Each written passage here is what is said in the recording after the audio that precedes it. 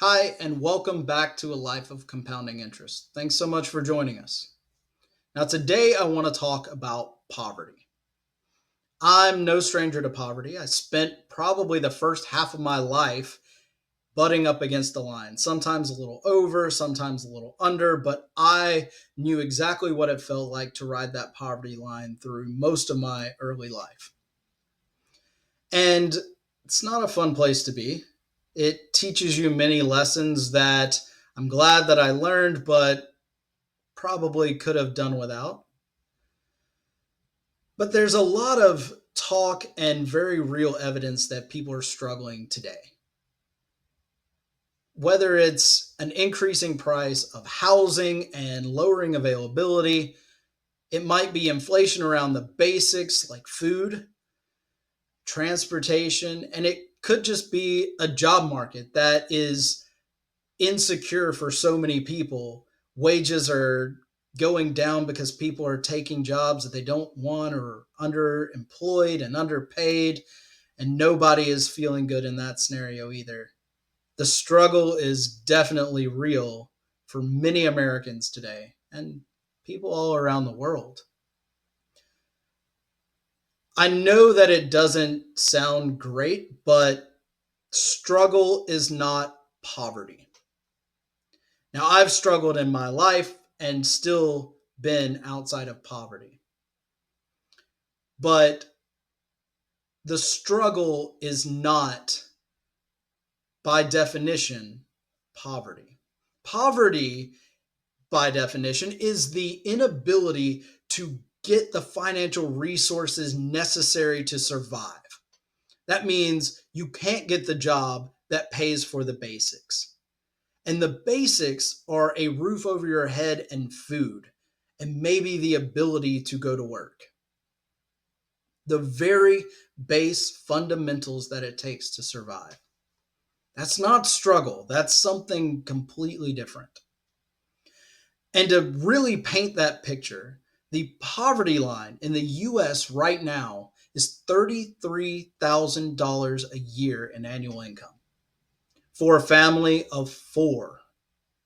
Now, 11% of our population today meet that criteria. In my opinion, that's 11% too many.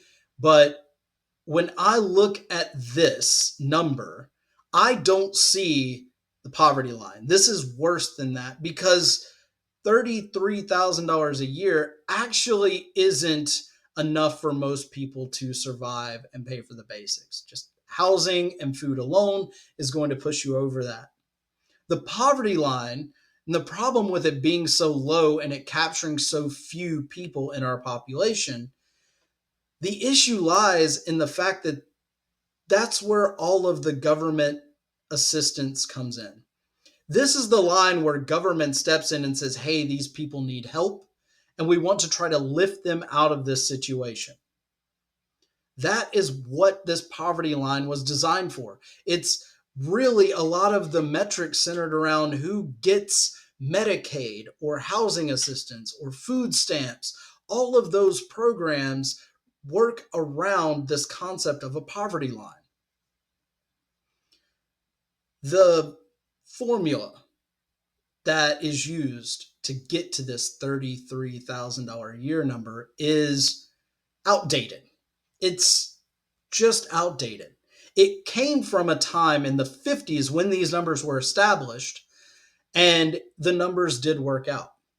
In 1959, the poverty line was defined as what it costs to eat multiplied by 3. It's really that simple because in 1959, that number worked.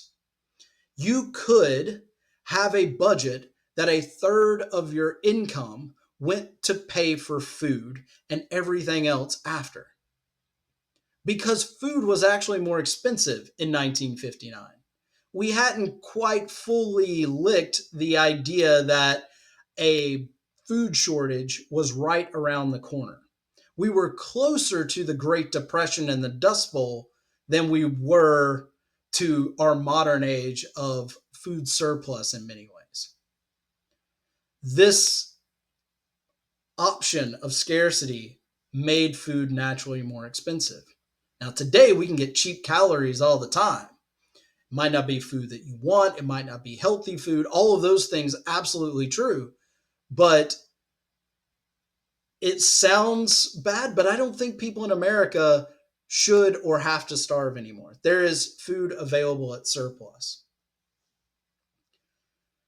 But that formula is broken for today.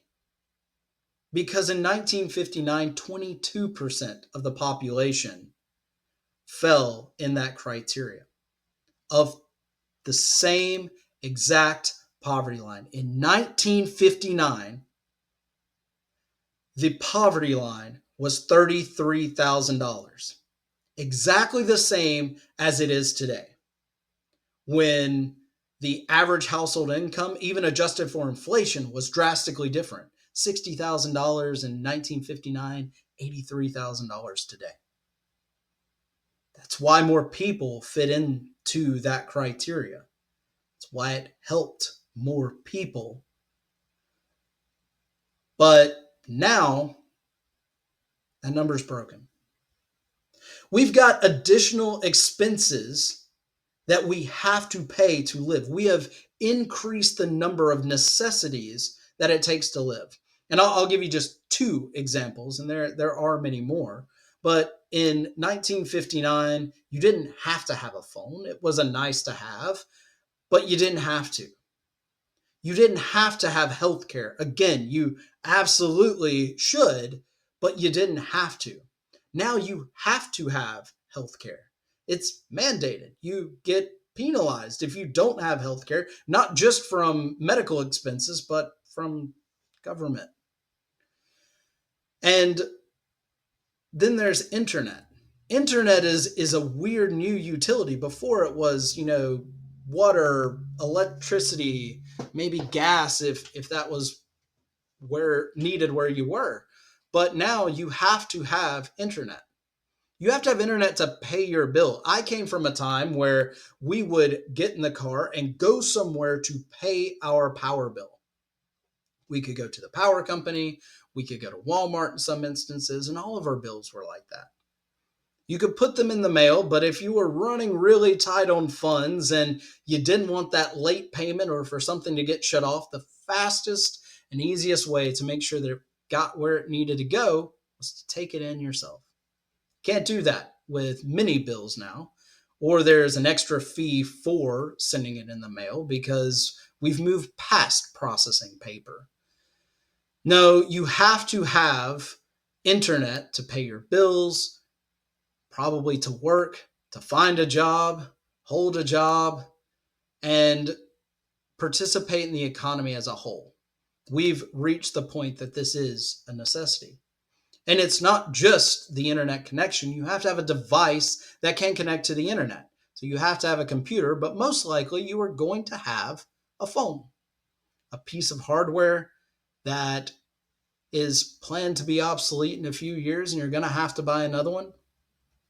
So we are easily talking a couple $100 in more expenses than we could have imagined in 1959. So why is it exactly the same?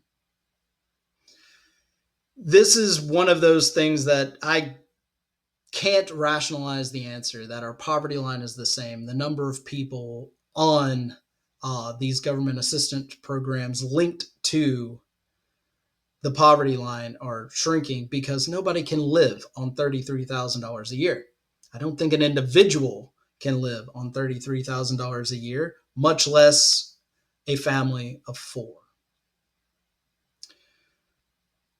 Now, there is a flip side to this. There is a strong voice for increasing what that poverty line is and redefining poverty for modern age. I think that's needed. But there was a article that went viral from someone called Michael Green. He is a chief strategist and portfolio manager. So I'm going to go out on a limb and say his idea of the bare minimum is different than mine. He argues in this article that anyone making $80,000 a year or less is in deep poverty. His words, not mine. He advocates for a $140,000 poverty line moving forward because that's what it takes in his mind to survive. And hey, that's a pretty nice place to be. I take issue with a lot of the numbers that he puts in his breakdown. Things like a 13% tax rate. I'm pretty sure I pay higher taxes than that between state and federal and all the extras. He puts childcare at $32,000 a year. While that is definitely a number that a family of four could hit, there's a lot of ways around that, and I don't think that that's full representation of how much it has to cost. Definitely can, though. Housing is set at $1,900 a month. The average rent right now in the US is $1,100 a month.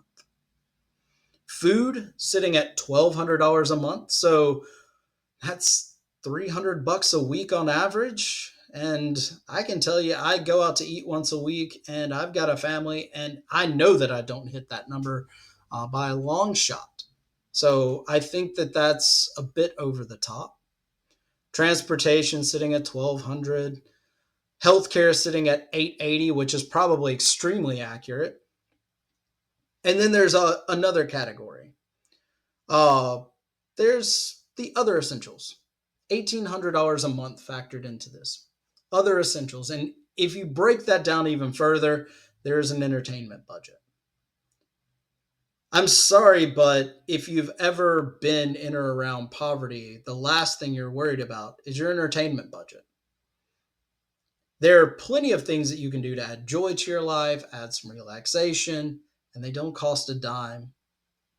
And poverty has a tendency to bring those things out. It changes the way you look at your entertainment. But to me, this doesn't just signal that, there's somebody that has a crazy idea of what's a necessity now, but it does tell me that our idea of the bare minimum has shifted drastically. To think that we need almost double the average household income today to live a decent life just seems crazy to me. The average household income is $80,000 a year in the US. So you're telling me that everyone that's in this average range is living in deep poverty? I don't think that that's accurate. There is something in between that we need to be focusing on and paying attention to. It's raising the poverty line from where it is to encompass people that actually need it and make sure that we're setting our framework in a realistic place. Because while the poverty line it's much higher than $30,000 right now, it's not 140. If I had to put a number on it myself, having lived around those ranges, having a family myself, and I live in a lower cost part of the country for sure, but I would probably say that number is closer to $60,000 a year. And the reason is that feels like enough to put the basics on the table, have that average or below average rent place to live. Means putting food on the table, but not eating out.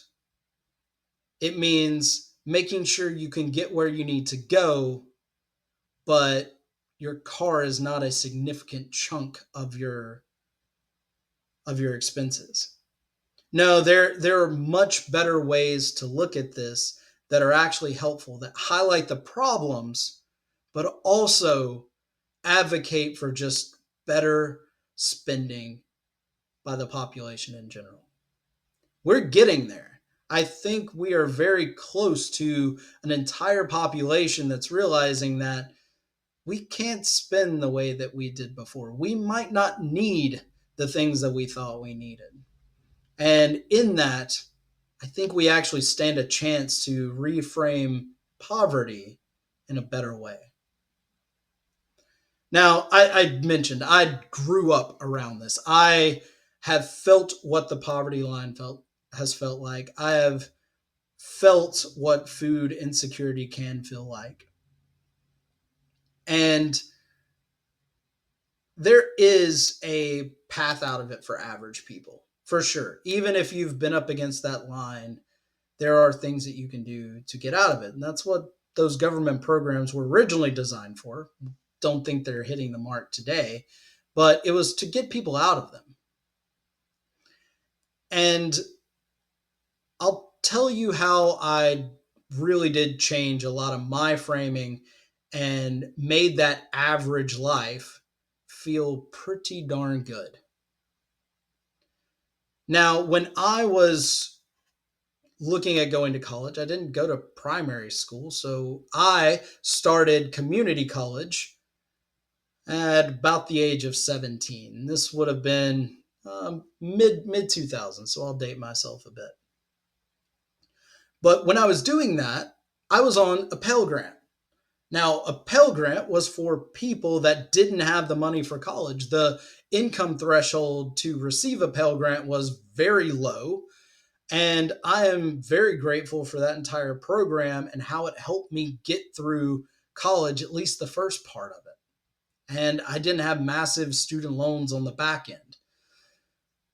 But when I was starting college, I was trying to define a major. See, I not going to school really does set you up with a different relationship with higher education because it was, what do I want to do? And I didn't have exposure to all these jobs. I didn't have friends that were accountants or marketing professionals or uh, engineers. No, most of my friends were like me. They struggled. They lived in and around the poverty line themselves.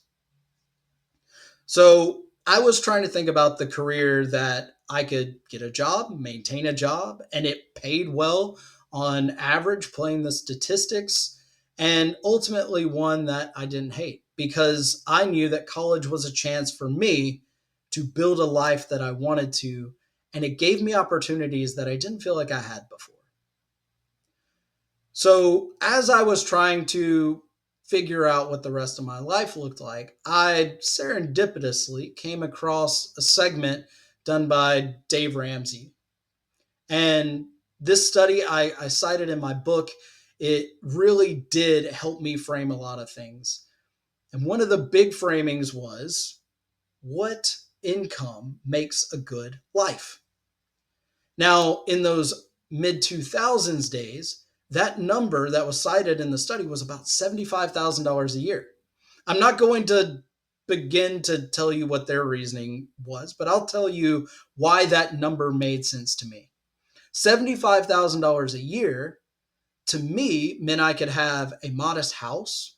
It meant I could have a modest transportation situation, go on modest vacations every year, pay for modest food for a family. I could support a family on that, knowing what I knew about money.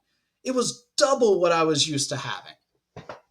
And it just felt really good to know that that number was attainable because $75,000 a year was the average to high end of most college careers. Today, the average income's $80,000 a year. So put that into perspective. Now, I knew that I probably needed to aim a little bit higher. I've always had a little bit of the flair for the dramatic. I like a little bit nicer things when I can afford it, although I'm not going to go into debt to get them. And I wanted to set my target a little higher. And so I set my goal for $100,000 a year. That was higher than the average, for sure, which not only gave me that little bit of ego boost because I knew that I could keep up with the average Jones, but it let me feel like I could afford some of those nicer things if I wanted them. it gave me padding. I knew that $100,000 in the mid 2000s would not look like $100,000 in 2020, 2030. As I aged, I wanted a salary that I could be happy with at 30 and 60 and on. And so it padded me for inflation. But some of the other things that I found out a little bit later was there were some good benefits to that. Now, the first time me and my wife hit $100,000 a year, we'd been married for a while. She had finished college. We both had incomes and we hit that number, even if it was just barely. It took two incomes to do it. It took pairing off, but we made it. And we actually got to feel what that lifestyle was like, how much money was going to be in the checking account every month. Now, as our careers matured a little bit, we were able to make a little bit more money. And we had challenges for sure, whether that was student loans. We didn't have the perfect portfolio or anything like that. We were both kind of poor, dumb kids when it came to money, but we were trying to figure it out.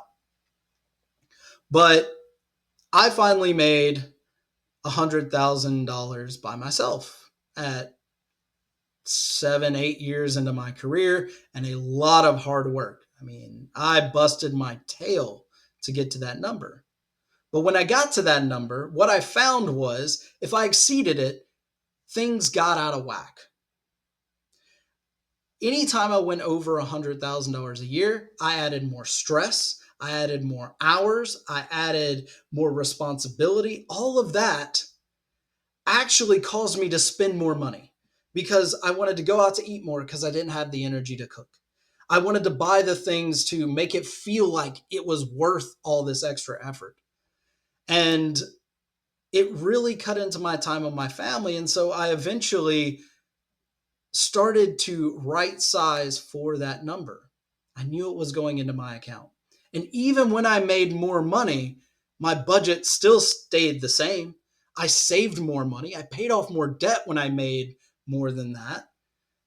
But my life for the last 10 years has been on $100,000 a year lifestyle. Lifestyle creep doesn't come into play. I'm serious when I tell people that I could win the lottery tomorrow and my life probably wouldn't change. Sure, I wouldn't go to work or something like that, but my effort would be put into distributing that money better. I'm content with the life that I've built. And I built a life that I've been content with for 10 years, and I will be content with for 20 more years. Exactly how it is. I will adjust my spending how inflation takes me, but I set my goal in the right place. And it really did change the way that I look at lifestyle creep, at work, at budget, my career. And it really does frame things differently when you're thinking about poverty, whenever you can live that modest life, that content life that doesn't have all the luxury and flair and offer a bit of security. Because poverty is not security. It is quite the absence of it. I don't know. That's my rant for this session. But if you liked it, please like and subscribe. If you made it this far, I really hope that you found something that's valuable. But let us know in the comments below. Let's make it a conversation. Where do you think the poverty line should be? I think everybody can agree that it's not $30,000. You might agree more with the 140 number than the 30, but where do you think that number is?